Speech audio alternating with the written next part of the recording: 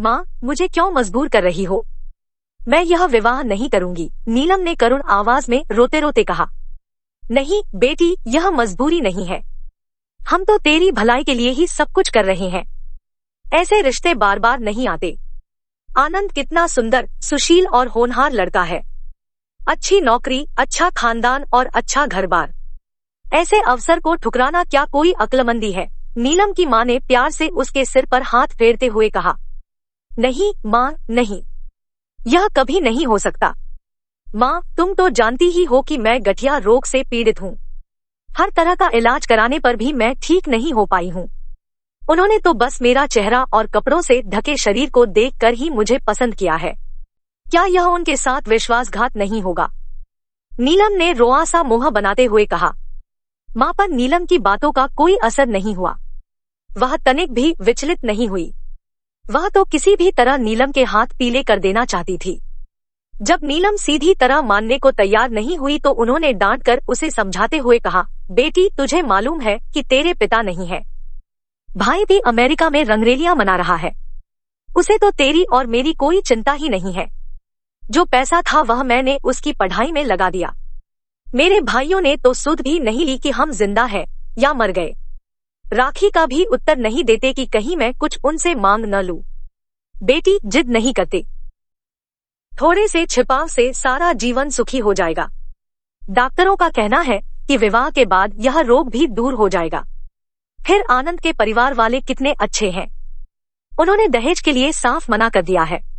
नीलम माँ की बातें और अधिक देर तक नहीं सुन सकी। वह वहां से उठी और अपने कमरे में जाकर पलंग पर औंधी लेट गई। उसके मन में भयंकर तूफान उठ रहा था। अपने विचारों में उलझी हुई वह अपने अतीत में खो गई। वह जब 7 साल की थी तो उसके सिर से पिता का साया उठ गया था।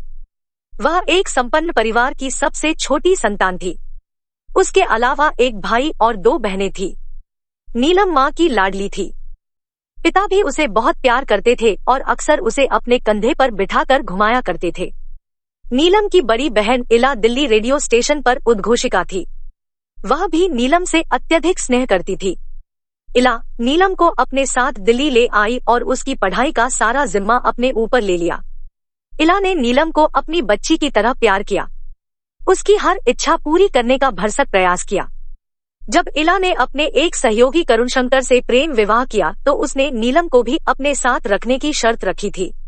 करुण शंकर स्वभाव से विनम्र, शांत स्वभाव के और पत्नी भक्त थे। घर में इला का रोब चलता था और वह उसके इशारे पर नाचते रहते थे। उनके एक छोटे भाई भी दिल्ली में ही सरकारी नौकरी में थे, परंतु उन्हें अपनी पत्नी की छोटी बहन नीलम की देखरेख की ही ज्यादा चिंता थी। एम पास करने के बाद नीलम एक प्राइवेट कंपनी में प्रचार अधिकारी के पद पर नियुक्त हो गई।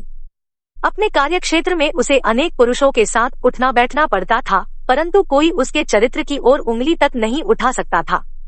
वह हंसमुख और चंचल अवश्य थी, परंतु एक हद तक तहजीब और खातिरदारी उसके चरित्र के विशेष गुण थे। उसके अधिकारी उसके व्यवहार और सुंदरता दोनों से ही प्रभावित थे। कंपनी के प्रबंध निदेशक तो उसे अपनी कंपनी की गुड़िया कहा करते थे। माँ उससे विवाह के लिए अनेक बार अनुरोध कर चुकी थी, परंतु वह हर बार टाल देती थी। वह हर समय सोचती कि विवाह से भला वह कैसे किसी की जिंदगी में विष घोल सकती है। माँ भी जानती थी कि उसे गठिया की बीमारी है। नीलम इस बीमारी के कारण रात में सो नहीं पाती थी। एलोपैथी, आयुर्वेद और होम्योपैथी के इलाज का भी उसकी इस बीमारी पर कोई असर नहीं पड़ा। कई बार तो उसके पैर और हाथ इतने सूज जाते थे कि वह परेशान हो उठती थी। उसकी देखभाल उसके जीजा ही करते थे, क्योंकि उसकी बहन का तबादला दूसरी जगह हो गया था। नीलम ने बिस्तर पर लेटे लेटे ही अपने मन को समझाने की कोशिश की। वह निश्चय कर चुकी थी कि वह यह विवाह कदापि नहीं करेगी, पर माँ थी कि उसकी बात मान ही नहीं रही थी। विवाह की तारीख नजदीक आ रही थी। नीलम को ऐसा महसूस हो रहा था जैसे वह बहुत बड़ा विश्वासघात करने जा रही है। वह अपनी माँ, बहन और जीजाजी सभी से विनती कर चुकी थी, परंतु कोई भी उसकी मदद करने को तैयार नहीं था। आखिर नीलम से नहीं रहा गया। उसने हिम्मत बटोरी और स्वयं ही इस समस्या का समाधान करने का निश्चय कर लिया। विवाह की तारीख से 3 दिन पहले शाम को उसने सबसे बढ़िया साड़ी पहनी, पूरा श्रृंगार किया और बिना किसी को बताए अपने होने वाले पति आनंद के घर की ओर चल दी। संयोग से आनंद घर पर ही था। नीलम को इस प्रकार आते देखकर वह कुछ हैरान हुआ। उसने अपने आप को संभाला और मुस्कुराते हुए नीलम का स्वागत किया। नीलम बहुत पसोपेश में थी। वह बात को कैसे चलाए। आखिर आनंद ने ही बात का सिलसिला छेड़ते हुए कहा, नीलम, 3 दिन पहले ही विवाह की शुभकामनाएं अर्पित करता हूँ। आनंद के ये शब्द सुनते ही नीलम सिसक कर रोने लगी।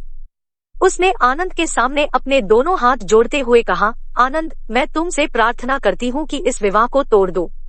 मेरे ऊपर कोई दोष लगा दो। तुम्हें शायद मालूम नहीं है कि मैं गठिया रोग से पीड़ित हूँ। मैं किसी भी तरह तुम्हारी पत्नी बनने के काबिल नहीं हूँ। मैं तुम्हें धोखे में नहीं रखना चाहती। आनंद हैरानी से उसकी ओर देख रहा था। उसने बड़े प्यार से उसे समझाते हुए कहा, नीलू, तुम चिंता न करो। जैसा तुम चाहोगी वैसा ही होगा। मुझे कुछ समय की मोहलत दे दो। मैं आज ही तुम्हारे यहाँ आकर अपना फैसला बता दूंगा। गुमसुम सी नीलम आनंद को नमस्कार कर हल्के मन से अपने घर की ओर चल दी। आनंद ने नीलम के जाने के तुरंत बाद अपने एक परिचित डॉक्टर प्रशांत से संपर्क स्थापित किया और सारी बात बताई। आनंद की बात सुनकर प्रशांत हंसने लगा। उसने कहा, आनंद, यह बीमारी इतनी संगीन नहीं है। मैंने तो देखा है कि विवाह के बाद यह अक्सर समाप्त हो जाती है। नीलम बेकार इसे ज्यादा गंभीरता से लेकर भावनाओं में बह रही है। तुम नीलम को स्वीकार कर सकते हो। इसमें कोई डर नहीं। आनंद डॉक्टर प्रशांत के यहाँ से आश्वस्त होकर सीधा नीलम के यहाँ गया। नीलम दरवाजे पर खड़ी उसका ही इंतजार कर रही थी। आनंद को घर में घुसते देखकर नीलम की माँ का कलेजा धक धक करने लगा। वह किसी खराब समाचार की कल्पना करने लगी। नीलम ने आनंद का रास्ता रोकते हुए उत्सुकता से पूछा, बोलो, क्या निर्णय लिया? आनंद ने अपने चेहरे पर बनावटी गंभीरता लाकर कहा, मैं मांझी से बात करूंगा। आनंद ने अपने सामने माँ को खड़े देखा तो उसने झुककर चरण स्पर्श किए। फिर आनंद ने कहा, मांझी, नीलम की बातों पर ध्यान न दें। आप विवाह की तैयारी शुरू कर दें। यह सुन उसकी आंखों में बहते आंसू उसे निर्मल आनंद का आभास दे रहे थे। ऐसी ही और कहानियाँ सुनने के लिए हमारे YouTube चैनल कहानी कलिका को लाइक और सब्सक्राइब करें।